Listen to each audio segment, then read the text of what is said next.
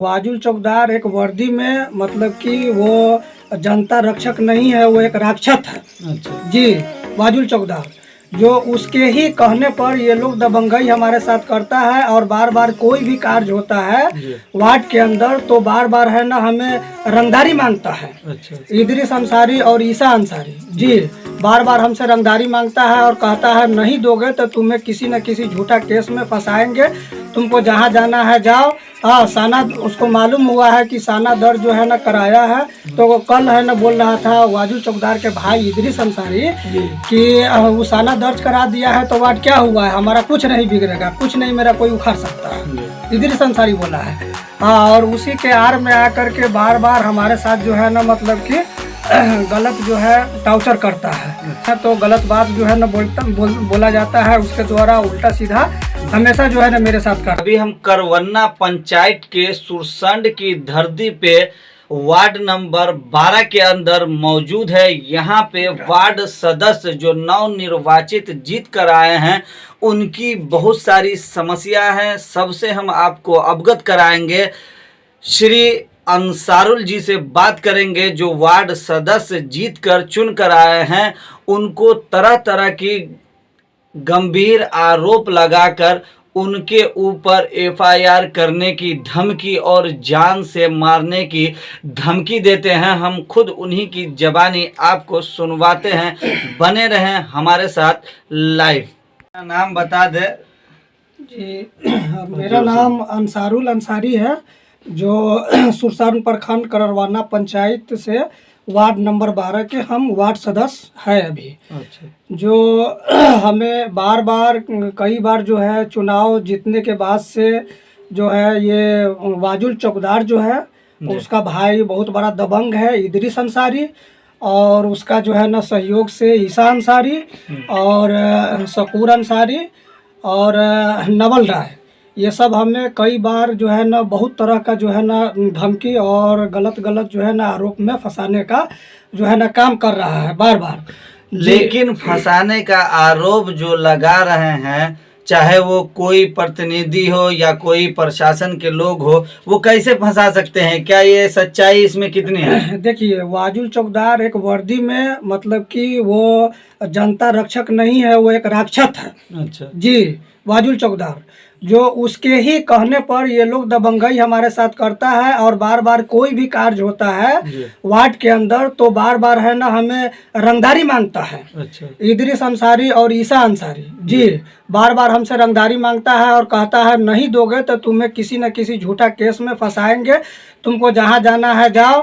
हाँ, साना उसको मालूम हुआ है कि साना दर्ज जो है ना कराया है, तो वो कल है ना बोल रहा था वाजुल चौकीदार के भाई इदरीस अंसारी कि वो साना दर्ज करा दिया है तो वाट क्या हुआ है, हमारा कुछ नहीं बिगड़ेगा, कुछ नहीं मेरा कोई उखाड़ सकता है, इदरीस अंसारी बोला है। हाँ, और उसी के आड़ में आकर के बार बार हमारे साथ जो है ना मतलब कि गलत जो है टाउचर करता है। अच्छा। तो गलत बात जो है ना बोला जाता है, उसके द्वारा उल्टा सीधा हमेशा जो है ना मेरे साथ करता है। जब से आप चुन के आए हैं, जब से ये ऐसा प्रतिदिन हो रहा है, क्या क्यों हो रहा है, ये क्या साजिश है? देखिए, ये पुरानी रंजिश है। जब हमारे साथ चुनाव में लड़ा हुआ था ये सभी व्यक्ति। अच्छा। जी, चुनाव में लड़ा हुआ था, जब मेरे द्वारा चुनाव में हार का सामना हुआ है तब से ही हमको तरह तरह का जो है ना टार्चर किया जा रहा है। जी। अच्छा, हारने की वजह से बौखलाए हुए हैं, उसी विरोध में आपको तरह तरह प्रकार के फंसाने की साजिश और जी हारा हुआ है चुनाव में मेरे द्वारा, तब से ही जो है ना हमको बार बार जो है ना मतलब कि गाली गलौज है ना करता है। जी, और कहता है कि कोई भी 12 नंबर वार्ड में किसी भी जनता का काम नहीं होने देंगे, हम काम को जो है ना हम रोकेंगे। अच्छा, काम के अंदर जो है ना बाधित वो बनते हैं। जी दबंगई करके। जी।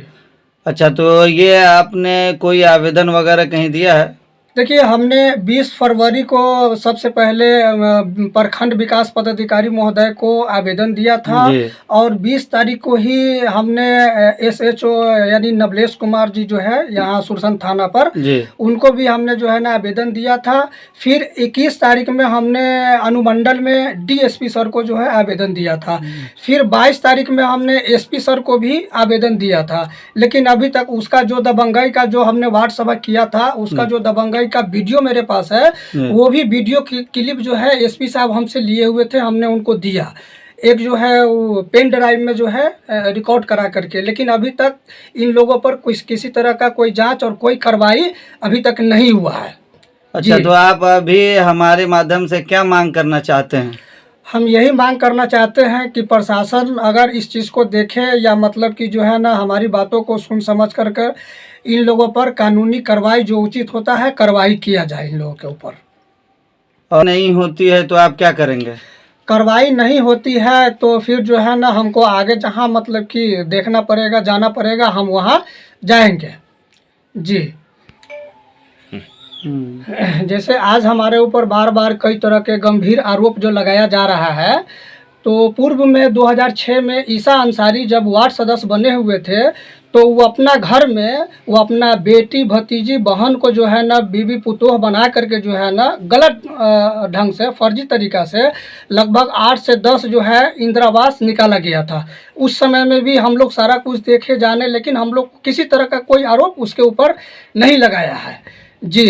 और अभी जो है ना बार बार सबको वो जो है ना गांव में सबको जो है घर घर जा करके उल्टा सीधा जो है ना साइन करवा करके फर्जी और हमारे ऊपर जो है कानूनी कार्रवाई के लिए हर जगह जो है ना दौड़ रहा है। कभी जो है ना सीतामढ़ी, कभी जो है ना ब्लॉक में प्रखंड विकास पदाधिकारी के पास।